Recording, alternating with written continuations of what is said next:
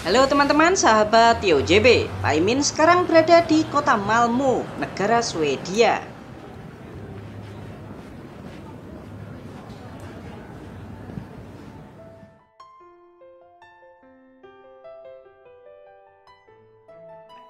Di negara ini ada beberapa bulan yang mataharinya itu tidak pernah terbenam. Jadi meskipun itu malam hari, jam 23, jam 12 malam, jam 1, jam 2, tetap siang teman-teman. Tuh, mataharinya tetap kelihatan. Aneh banget kan? Tahukah kalian jika Swedia merupakan negara yang sangat kaya? Penduduk di negara ini gaji rata-ratanya itu 59 juta rupiah per bulan. Wah, kalian minat untuk bekerja di sini? Namun harus kalian ingat, jika biaya hidup di negara ini juga sangatlah besar. Termasuk pajaknya juga besar teman-teman. Jika di Indonesia kan pajak pertambahan nilai atau PPN-nya itu kan cuma 12% saja tuh. Nah, kalau di Swedia itu 25%. Atau menjadi salah satu negara dengan pajak PPN tertinggi di dunia. Ya, tapi bisa dimaklumi ya teman-teman. Uang pajak di negara Swedia bisa dimanfaatkan dengan sangat baik. Jalan-jalannya itu mulus-mulus, lalu memiliki sistem pendidikan dan kesehatan terbaik di dunia. Serta yang terpenting, rakyatnya hidup makmur dan sejahtera. Sekarang pertanyaannya, mengapa negara Swedia bisa menjadi negara kaya dan maju? Padahal di zaman dahulu, Swedia itu dihuni oleh bangsa barbar Viking. Apa rahasia kemajuannya? Yuk simak video ini sampai selesai ya teman-teman. Jangan lupa juga untuk membeli kopi spesial dari Pak Imin. Beneran nikmat nih. Kalau mau beli langsung cek di Shopee. Yuk sini-sini, Pak Imin ajakin kalian ke Swedia. Mari kita berangkat. Kembali lagi di channel TOJB, channel yang mungkin bisa menambah wawasan dan informasi yang mungkin belum kalian ketahui. Dari bukti arkeologis di wilayah Bohuslän, wilayah Swedia telah dihuni oleh manusia sejak zaman batu antara tahun 8000 sebelum Masehi sampai 6000 sebelum Masehi. Orang Swedia dikenal sebagai bangsa pelaut yang terkenal hebat dan kuat. Nah, pada abad pertengahan sekitar tahun 800 Masehi, bangsa pelaut ini juga dikenal sebagai bangsa Viking. Sebuah bangsa yang dikenal sangat barbar, suka menjarah, merampok, dan menaklukkan bangsa yang lain. Selanjutnya, kerajaan Swedia diperkirakan berdiri di tahun 970 setelah Erik berhasil mempersatukan orang-orang Viking di Swedia. Tahukah kalian jika bangsa Viking dengan berani menyerang kerajaan Inggris dan berhasil menguasainya di tahun 1016? Jadi di zaman dahulu Inggris pernah dijajah teman-teman, yaitu oleh bangsa Viking hingga tahun 1042. Pada abad pertengahan, bangsa Viking terdiri atas 3 kerajaan, yaitu kerajaan Denmark, kerajaan Norwegia, dan kerajaan Swedia. Ketiga kerajaan ini kemudian bersatu dan membentuk yang namanya Persatuan Kalmar di tahun 1397. Persatuan ini lalu pecah setelah konflik internal di tahun 1523 dan menciptakan 2 kerajaan, yaitu kerajaan Swedia dan kerajaan Denmark Norwegia. Lalu petaka itu datang ketika Kekaisaran Rusia menyerang Swedia pada tahun 1808 hingga 1809. Swedia kalah teman-teman. Rusia pun berhasil merebut wilayah yang kini bernama Finlandia. Selanjutnya di tahun 1814, kerajaan Swedia bersatu dengan kerajaan Norwegia di bawah satu raja. Namun persatuan ini kembali bubar, tepatnya di tahun 1905. Norwegia akhirnya terpisah dan membentuk kerajaannya sendiri, sedangkan kerajaan Swedia tetap bertahan hingga saat ini. Berikut 10 fakta negara Swedia. Tapi sebelum kita mulai, jangan lupa untuk subscribe channel TOJB dan tekan tombol lonceng agar tidak ketinggalan info menarik lainnya dari TOJB. Profil negara. Negara ini bernama lengkap Kerajaan Swedia dengan raja sebagai kepala negara secara simbolis. Kekuasaan eksekutif diserahkan kepada pembicara Riksdag yang dibantu oleh Perdana Menteri sebagai kepala pemerintahan. Ibu kota negara ini bernama kota Stockholm. Secara geografis, Swedia berada di benua Eropa Utara, kawasan Skandinavia. Negara ini berbatasan dengan negara Finlandia, Laut Bothnia, dan Laut Baltik di sebelah timur, Di sebelah barat dengan negara Norwegia, Denmark, dan Laut Utara. Di sebelah selatan dengan Laut Baltik, serta di sebelah utara dengan negara Norwegia dan Finlandia. Luas wilayah negara Swedia sebesar 450.295 km persegi, dengan jumlah penduduknya sebesar 10,5 juta jiwa. Untuk agama, mayoritas penduduk di sini beragama Kristen. Sedangkan untuk etnis, ternyata tidak ada sensus resmi tentang hal ini. Namun, 26% penduduk di negara Swedia merupakan imigran atau keturunan imigran, seperti dari negara Suriah, Afghanistan, Iran, Irak, dan negara-negara lainnya. Untuk bahasa resmi yang digunakan di sini adalah bahasa Swedia. Kalian mau tahu nggak bahasa Swedia itu kayak gimana? Yuk kita ambil kalimat. Halo teman-teman, nama saya Paimin, aku cinta kamu. Hej vänner, jag heter Paimin, jag älskar er. Indeks pembangunan manusia di negara Swedia menempati peringkat 5 dunia. Negara ini tentu saja merupakan negara yang maju dengan kelompok ekonomi berpenghasilan tinggi. Perekonomian negara Swedia bertumpu pada industri besi dan baja, industri persenjataan, industri telekomunikasi, industri kendaraan bermotor, industri farmasi dan bahan kimia, industri mesin, serta produk kayu dan furniture, dengan ekspor terbesarnya ke negara Jerman, Norwegia, dan Finlandia. Sedangkan mata uang yang digunakan di sini bernama krona Swedia. Kurs 1 krona setara dengan 1.698 rupiah. Kehidupan di Swedia. Tahukah kalian jika 88% penduduk di negara Swedia ini tinggalnya di daerah perkotaan? Negara ini berada di lingkar kutub utara, jadi warganya itu lebih nyaman untuk tinggal di kota, yang semua kebutuhannya itu lengkap ketimbang hidup di desa. Yang menarik teman-teman, sebagian besar penduduk atau 88% terpusatnya itu di daerah selatan. Sedangkan di daerah utara Swedia yang disebut sebagai Norrland hanya dihuni 12% saja. Padahal wilayah Norrland itu mencakup 60% dari total luas negara Swedia. Apakah kalian tahu jika penduduk Swedia merupakan salah satu penduduk tertua di dunia? Usia rata-rata penduduk Swedia adalah 41,1 tahun teman-teman. Jika dibandingkan dengan usia rata-rata penduduk negara kita Indonesia penduduknya itu rata-rata usianya 30,4 tahun. Sekarang kita lihat berapa sih UMR di negara ini? Ternyata pemerintah Swedia tidak menerapkan UMR teman-teman. Namun menurut laporan dari CXC Global di tahun 2024, pekerja kasar tanpa skill kayak jadi tukang sapu dibayarnya itu sekitar 42 juta rupiah per bulan. Wah, kalian ada yang berminat untuk kerja di sini? Ayo. Swedia adalah salah satu negara yang menggaji tinggi para pekerjanya. Namun patut kalian ketahui jika pajak di negara ini juga sangatlah tinggi. Salah satu yang tertinggi di dunia, yaitu pajaknya berkisar antara 29% hingga 35% yang dipotong dari gaji. Tapi nggak cuma itu aja teman-teman. Jika pendapatan kena pajak di atas 1 miliar rupiah per tahun, maka akan dikenakan pajak tambahan sebesar 20%. Tuh. Jadi semakin kaya, maka pajak juga akan semakin besar. Lalu apakah ada orang miskin di negara ini, Min? Ada, teman-teman. Semua negara itu pasti ada yang namanya orang miskin. Nah, kalau di negara Swedia, jumlah orang miskinnya itu sebesar 14,8% dari total penduduk. Orang Swedia dianggap miskin jika pendapatannya itu kurang dari 31 juta rupiah per bulan. Wih! Sistem kesehatan. Patut kalian ketahui teman-teman, jika sistem kesehatan di negara ini merupakan salah satu yang terbaik di dunia. Jika seseorang sakit dan harus dirawat jalan, maka si pasien harus membayar biaya rumah sakit maksimal 2,5 juta rupiah per tahun. Jika biayanya lebih dari itu, maka akan ditanggung oleh negara. Sedangkan untuk rawat inap, pasien harus membayar maksimal 2,4 juta rupiah per tahun. Selebihnya akan ditanggung oleh negara.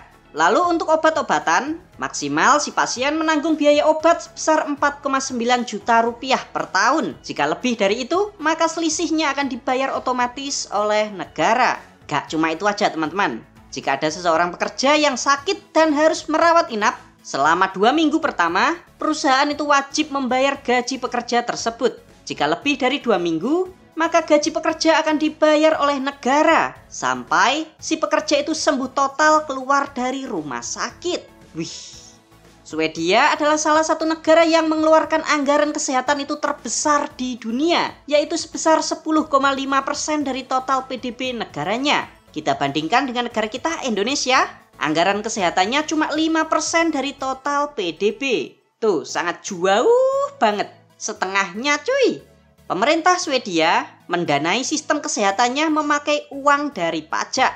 Kualitas dokter di negara Swedia juga keren banget teman-teman. Dari total dokter yang ada di negara ini, 71% adalah dokter spesialis dan hanya 29% saja yang masih dokter umum. Nah, karena sistem kesehatannya di sini tuh sudah sangat-sangat baik, angka harapan hidup masyarakat Swedia juga sangat tinggi teman-teman, yaitu 83,5 tahun.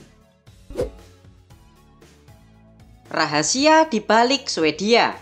Sekarang kita akan membahas bagaimana sih negara Swedia yang dari bangsa barbar Viking berubah menjadi negara yang sangat maju. Yuk kita bahas teman-teman.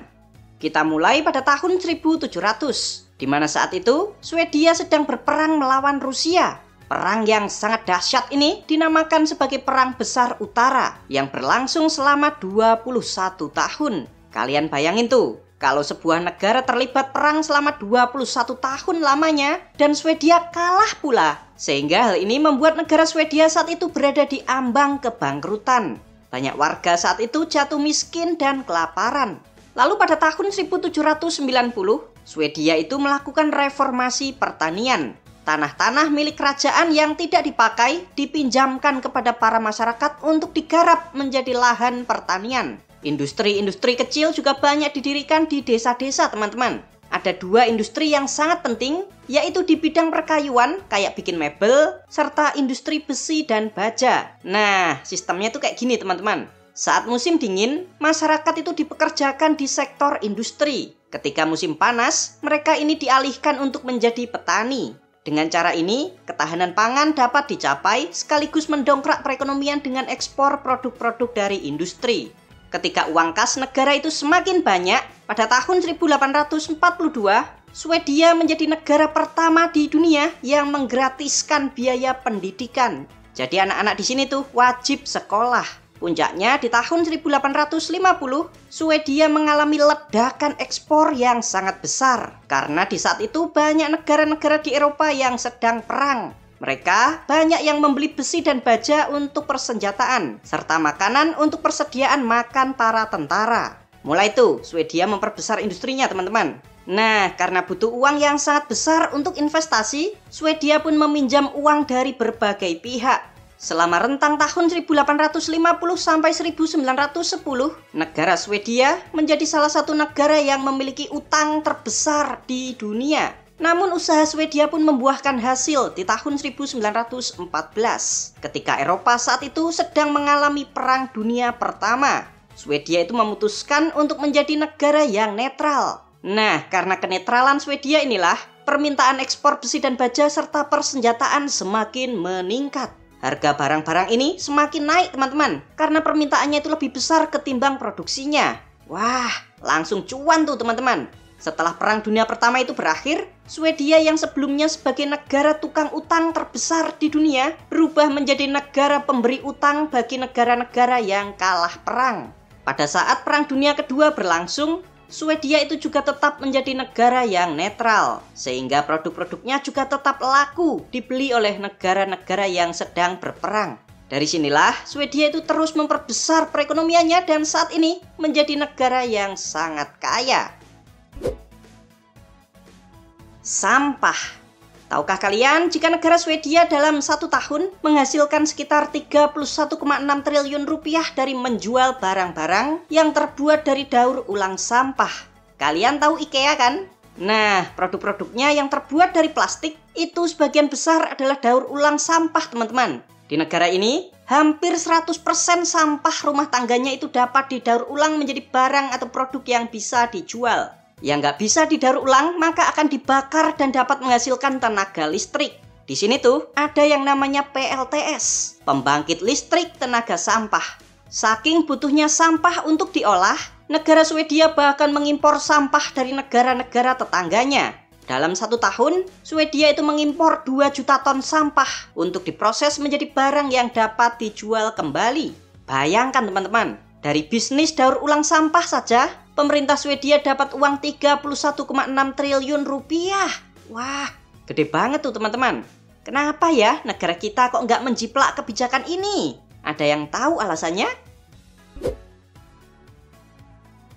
Tanpa malam hari, Swedia, khususnya wilayah Lapland dan daerah-daerah lain yang berada di daerah lingkar Arktik atau lingkar kutub utara, mengalami fenomena yang namanya matahari tengah malam atau midnight sun yang terjadi selama musim panas. Ini artinya matahari itu tidak terbenam selama beberapa hari atau bahkan hingga beberapa bulan, sehingga wilayah tersebut tidak mengalami malam hari. Matahari di sini bersinar selama 24 jam non-stop teman-teman. Matahari tengah malam itu terjadi karena kemiringan sumbu bumi dan posisinya terhadap matahari saat musim panas. Nih ilustrasinya.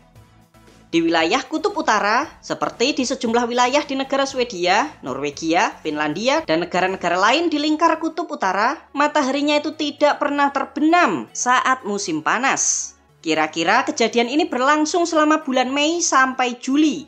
Nih teman-teman, suasana jam 11 malam sampai jam 1 malam. Negara kepulauan. Tahukah kalian teman-teman jika Swedia merupakan negara kepulauan? Ya sama seperti negara kita Indonesia. Cuma bedanya negara Swedia jumlah pulaunya itu lebih banyak.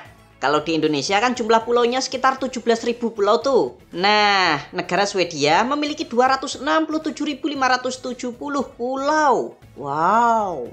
Dan yang paling membagongkan, sebagian besar pulau-pulau ini tidak berpenghuni. Dari ratusan ribu pulau ini, cuma ada sekitar 1.000 pulau yang dihuni oleh manusia. Swedia merupakan negara dengan jumlah pulau terbesar di dunia.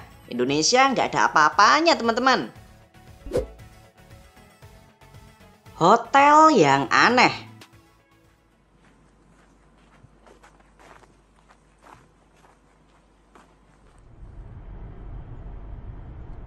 Halo teman-teman sahabat TOJB. Pak Imin sekarang berada di daerah Kiruna, negara Swedia.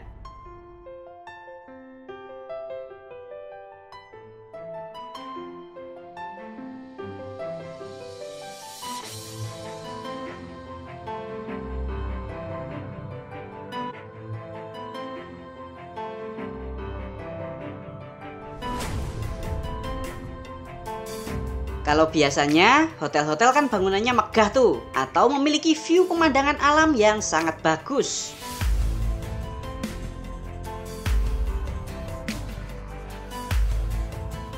Nah, kali ini berbeda teman-teman. Pak Imin akan ajakin kalian melihat hotel yang sangat-sangat unik. Lokasinya berada di daerah Kiruna, wilayah paling utara di negara Swedia, dekat dengan perbatasan Norwegia dan Finlandia.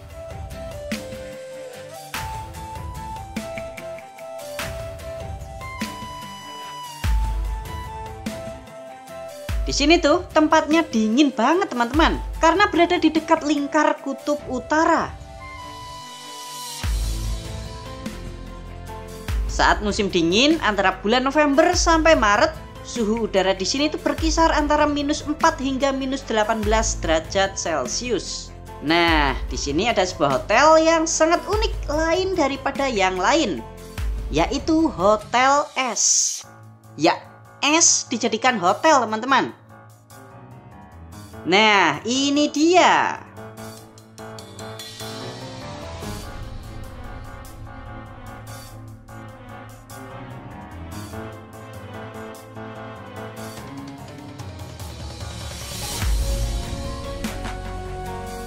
Hotel ini terbuat dari 30.000 liter air yang dibekukan menjadi es.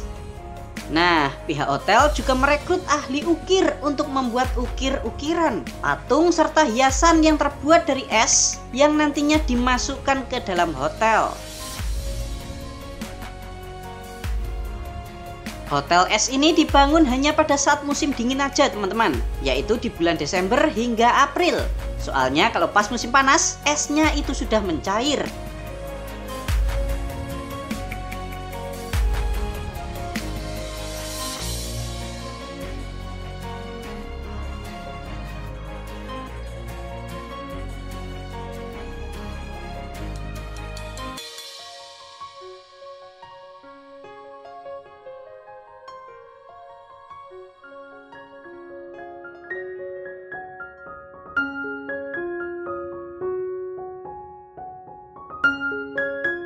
Kamar hotelnya ada 80 teman-teman.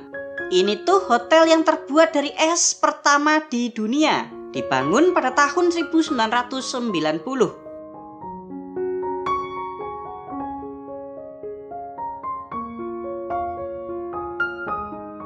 Tuh kan, kamar hotelnya itu semuanya full es. Kasurnya juga dari es teman-teman, namun dilapisi oleh bulu-bulu. Sedangkan suhu udara di dalam kamar itu stabil, yaitu -5 derajat Celcius. Tapi kalian jangan khawatir, kalau kalian terlalu dingin dan gak bisa bubuk, nanti bakalan dikasih sleeping bag yang hangat.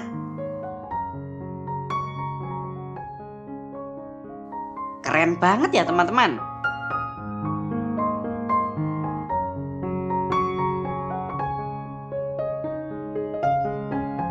Di sini juga ada ruangan seperti tenda yang bisa dibuat untuk menghangatkan tubuh.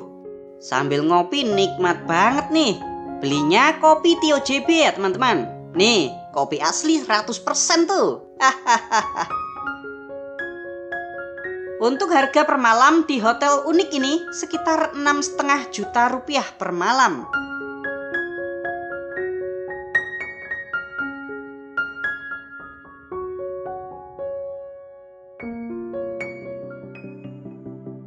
Oh iya teman-teman, di wilayah Kiruna ini kalian juga bisa seru-seruan naik seluncur anjing.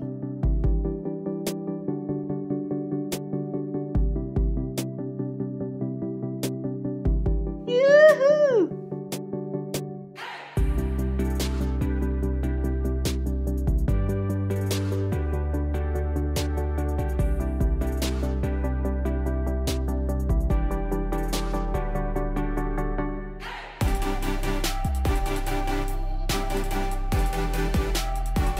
Di saat malam hari, di sini kita juga bisa melihat aurora.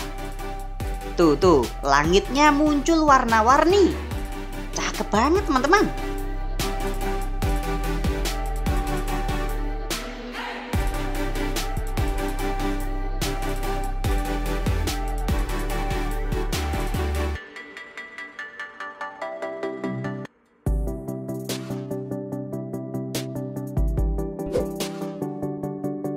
Wisata di Swedia.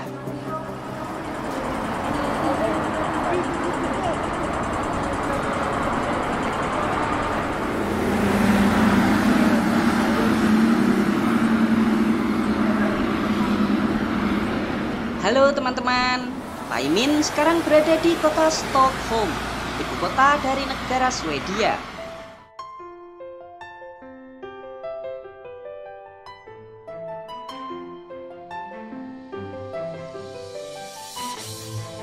Yuk sini-sini, Pak Imin ajakin kalian traveling keliling kota.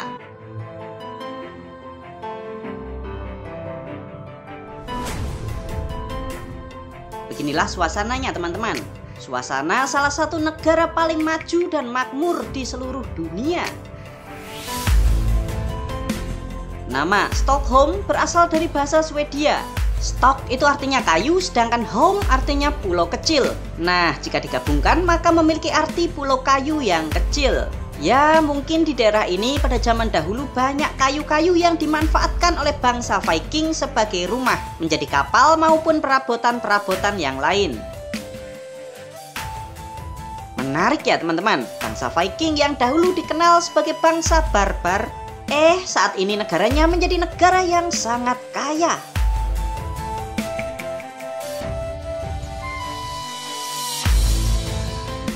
Berdasarkan bukti arkeologis, kota ini telah dihuni oleh manusia sejak zaman batu, sekitar 7.000 tahun yang lalu.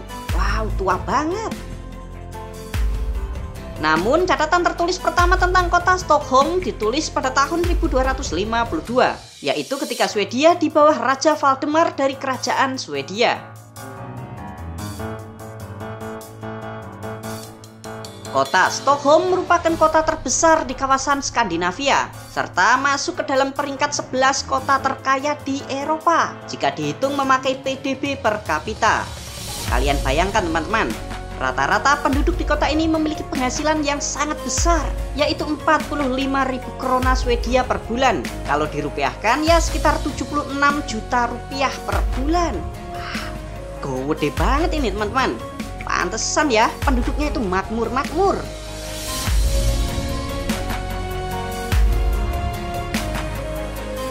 Di kota ini penduduknya itu kekayaannya itu relatif seimbang. Ini berbeda jauh dengan kota Mumbai di India yang pernah kita bahas sebelumnya, di mana kesenjangan sosialnya itu sangat-sangat jomplang. Jumlah miliarder di kota Mumbai, India sebanyak 90 orang. Sedangkan di kota Stockholm hanya 22 orang saja, termasuk Stefan Persson, pemilik H&M, serta Daniel Ek, pemilik Spotify. Stockholm juga menjadi penyumbang sekitar 30% dari total PDB negara Swedia. Kota ini nih memiliki luas wilayah sebesar 188 km persegi dengan jumlah penduduknya hampir 1 juta jiwa. Yang menarik ini teman-teman, dari 1 juta jiwa penduduk, seperempatnya atau 252.000 orang merupakan imigran dari luar Swedia. Yang terbanyak berasal dari negara Irak, Finlandia, Iran, dan Polandia. Berarti banyak orang Islam ya Min?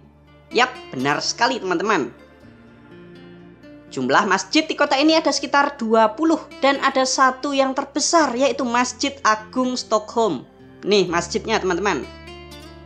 Masjid ini diresmikan di tahun 2000 dan pembangunannya itu didanai oleh Sheikh Zayed bin Sultan Al Nahyan, Presiden Uni Emirat Arab saat itu.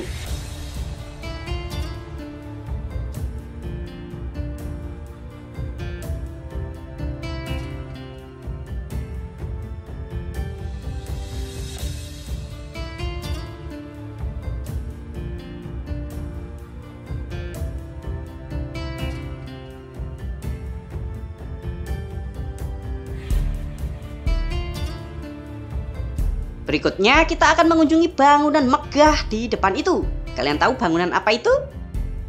Ini adalah istana kerajaan Swedia teman-teman.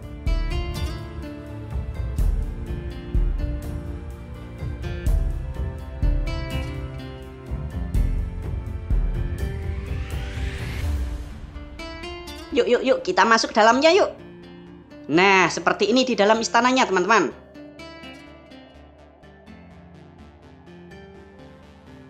Istana ini awalnya itu bernama Kastil de Kronor yang dibangun di abad ke-13, lalu bangunannya itu diperluas dan diperindah seperti yang kita lihat saat ini di tahun 1697.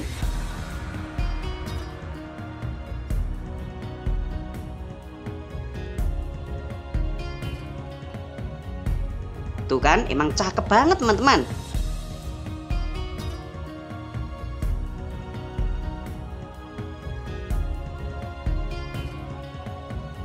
Tuh, singgasana kursi yang terbuat dari perak dipakai saat raja naik tahta.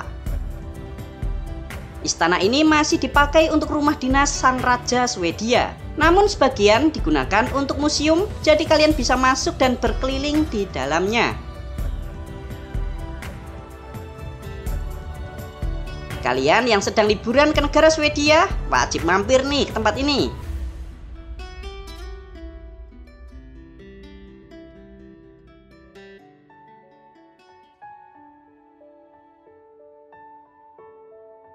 Berikutnya kita akan mengunjungi Istana Drottningholm.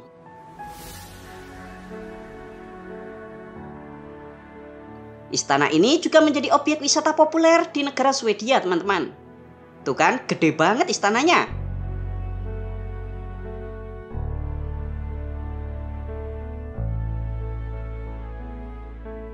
Yuk kita masuk ke dalamnya yuk.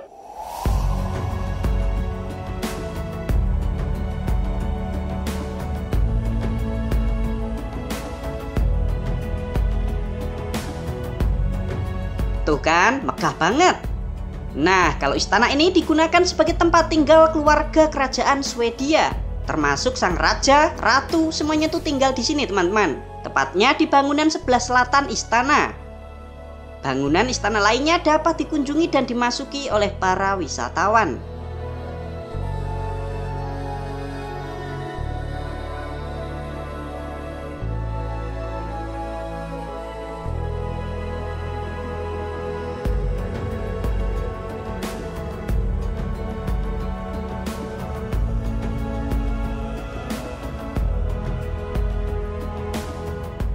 Istana ini dibangun oleh Raja John ketiga pada tahun 1580, yaitu dipakai untuk tempat tinggal istrinya, Permaisuri Catherine.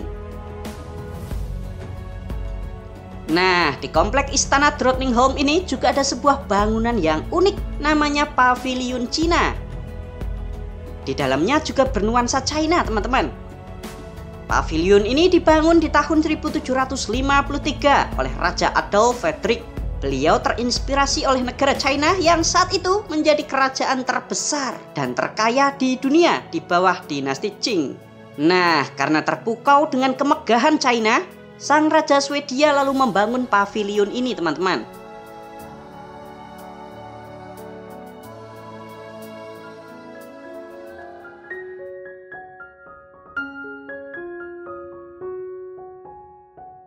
Bagaimana? Apakah kalian tertarik untuk mengunjungi negara Swedia?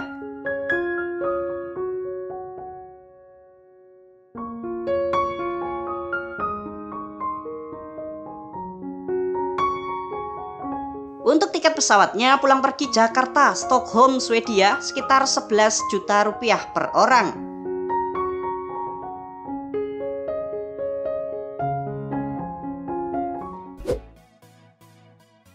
Hal unik di Swedia.